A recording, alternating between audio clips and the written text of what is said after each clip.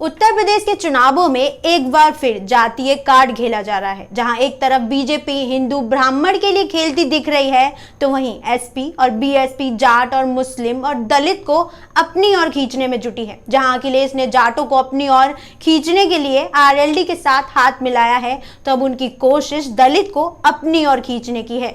अखिलेश यादव पश्चिमी यूपी में जयंत चौधरी के बाद अब दलित नेता चंद्रशेखर के साथ हाथ मिलाने की पूरी तैयारी में है, ताकि पश्चिमी यूपी में दलित मुस्लिम जाट का मजबूत कॉम्बिनेशन सपा गठबंधन बना सके। क्योंकि अखिलेश यादव ये बात अच्छे से जानते हैं कि यूपी के चुनावों में अकेले बीजेपी को हराना काफी मुश्किल है। जहां एक तरफ सपा प्रमुख अखिलेश यादव ने आरएलडी अध्यक्ष जयंत चौधरी के साथ हाथ मिलाकर पश्चिमी यूपी में जाट मुस्लिम समीकरण को मजबूत करने का दांव चला, वहीं अखिलेश के इस जातीय कॉम्बिनेशन पर बसपा सुप्रीमो मायावती की भी नजर है। मायावती पश्चिमी यूपी में जाट मुस्लिम दलित समीकरण पर काम कर रही हैं। इसलिए मायावती ने मंगलवार को लखनऊ में पार्टी के ओबीसी मुस्लिम और जाट समाज के नेताओं के साथ बैठक की। पश्चिमी यूपी की सुरक्षित सीटों पर बसपा जाट मुस्लिम दलित कॉम्बिनेशन बनाकर मायावती 2022 की चुनावी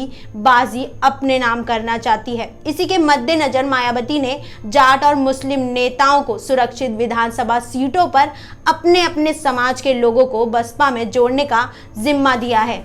इसके लिए उन्होंने जाट और मुस्लिम नेताओं से जमीनी स्तर पर काम करने और समाज की छोटी छोटी बैठकें करने को कहा है। ये जातीय चुनाव कोई नया नहीं है। पश्चिमी यूपी की सियासत में जाट मुस्लिम और दलित वोटर काफी बड़ी भूमिका में है। एक समय था जब मायावती दलित मुस्लिम समीकरण के जरिए पश्चिमी यूपी में राज किया करती थी, लेकिन इस बार के सियासी समीकरण बदलते नजर आ रहे हैं, क्योंकि किसान आंदोलन के चलते आरएलडी को राजनीतिक संजीवनी मिली है, जिसके बाद जाट वोटरों का झुकाव एक बार फिर से आरएलडी की तरफ आता दिख रहा है। ऐसे में सपा और आरएलडी ने 2022 का चुनाव मिलकर लड़ने का फैसला किया है, जिसके बाद मायावती को काफी नुकसान हुआ है। पश्चिमी यूपी में बसपा के तमाम मुस्लिम नेता मायावती का साथ छोड़कर सपा और आरएलडी में शामिल हो गए हैं। बसपा के बड़े मुस्लिम चेहरों के तौर पर पहचान रखने वाले कादिर राणा, असलम अली चौधरी, शेख सुलेमान सपा में जा चुके हैं। वहीं पूर्व सांसद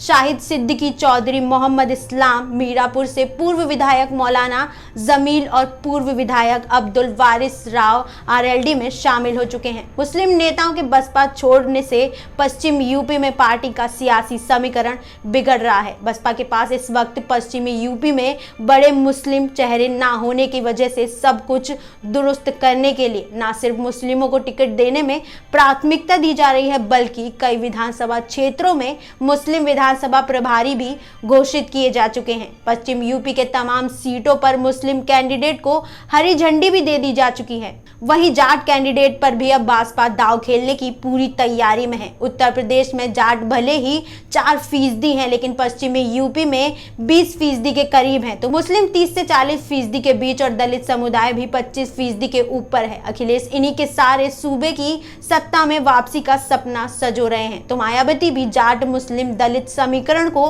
बनाने में जुटी है। ऐसे में देखना होगा कि पश्चिम यूपी में जाट मुस्लिम दलित किसके साथ 2022 के चुनावों में खड़ा हुआ नजर आता है। वैसे ये कोई पहली बार नहीं है जो यूपी में जाति के आधार पर लोगों को बांटा जा रहा हो या उन्हें जाति के आधार पर अपनी ओर खींचा जा रहा हो। ये हर चुनावों में होता है, इस बार भी हो रहा है, लेकिन देखना ये होगा कि इस बार की तरह क्या जनता हर बार जाति के आधार पर अपना वोट दे देती है या फिर अपने विकास पर भी देखती है। फिलहाल इस वीडियो में इतना ही। ज्यादा अपडेट्स के लिए फॉलो करें ऑथम न्यूज।